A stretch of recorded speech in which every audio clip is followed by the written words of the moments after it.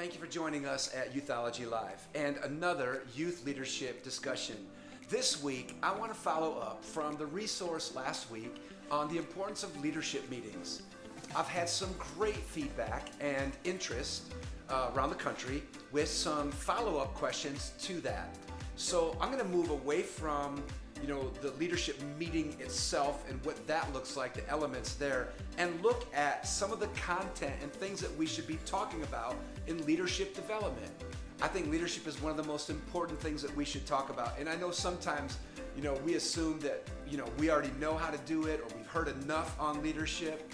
Listen, I know sometimes leadership discussions can be like, no, not another leadership discussion. So let's talk about the specific kind of things that we need in leadership development. I want to talk about a healthy balance of natural and spiritual leadership. It seems today that we have focused more on natural leadership. I mean, think about it. Look at your desk and the books that are on it right now, or maybe like at the shelves there in your office. Generally, we have more books on natural leadership than we do on spiritual leadership. Books like Building the Team, Organizational Systems, and Leadership Paradigms. We have traits and best practices, all of those kind of natural leadership books. Listen, where are the spiritual leadership books on character and spiritual development and personality, right? We all get tired of hearing about leadership development, but I think if we would increase the spiritual leadership development of the soul and our emotional quotients, I think we would then see a greater impact on the church and maybe even a greater desire in ministry to do leadership development, or even in organizations to do leadership development, to focus on spiritual leadership more than just natural leadership. See, the problem is we have all seen over the years, every church or organization for that matter, rises and falls on leadership. Leadership becomes the thrust or the movement of a church or organization.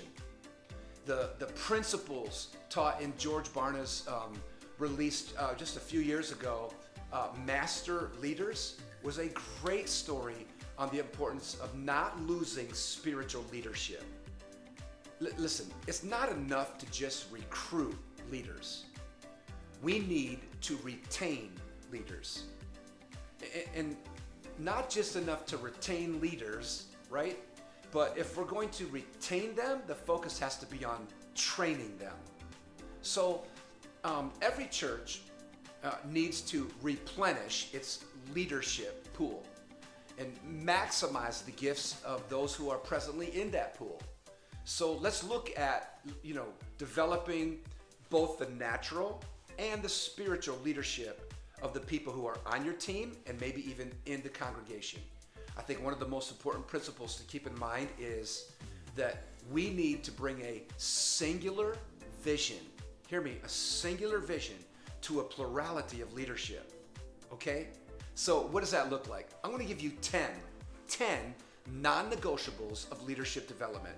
10 non-negotiables of leadership development. Number 1, look for a sense of calling or desire in people.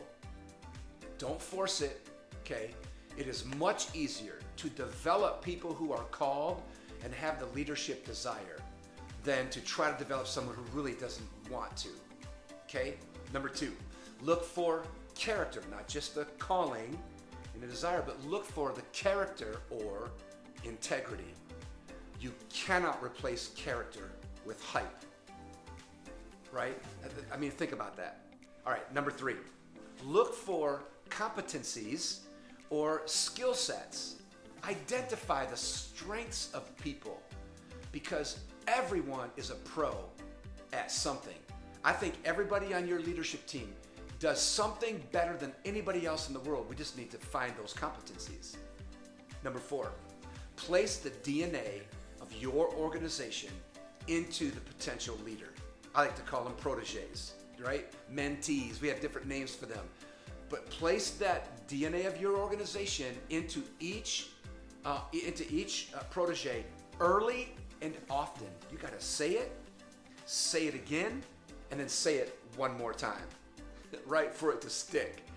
Number 5, non-negotiable. Every protege, potential leader, has a sweet spot.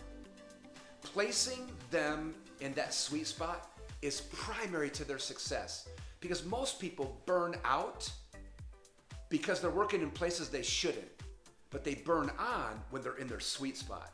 Number 6, recognize the process to develop a protege or a potential leader. And sometimes that process is not just natural leadership development, but it is that spiritual discipleship, spiritual formation in somebody. Number 7, your church or organization will experience dual loyalties and multiple personalities and vision if you don't promote a singular vision for a plurality of leadership. I love that. A singular vision for the organization for the plurality of all of the leaders. Number 8, education. Education removes lids. Conferences, seminars, books, personal coaching, webinars, etc. All of us need to lift the lid.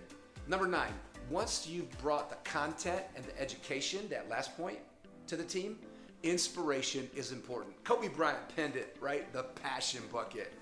Listen, that will take your leaders to the next level. Stories, wins, quotes, relationships, rewards in the organization all bring an inspirational leadership. Hey, finally, number 10, every organization should never underestimate creativity in leadership development. Special occasions such as Gene Day or pizza, free pizza for lunch, creating something in the setting, point systems, even a surprise day off. Wow, what a morale boost. Finally, building the team takes these important principles, these 10 non-negotiables. That's the kind of content we should be teaching. Listen, it may change in some settings, but these are my non-negotiables in putting together the right team around you and preparing and training the right people around you. When looking at shared ownership in a church or an organization, seek to include these kind of non-negotiable elements, okay? Hey, again, thank you for joining us. Check out all the socials where you can watch on YouTube, listen on iTunes, or read the manuscript on the website, youthology.com. Okay? Hey, thanks again. Join us next week for another topic in youth leadership.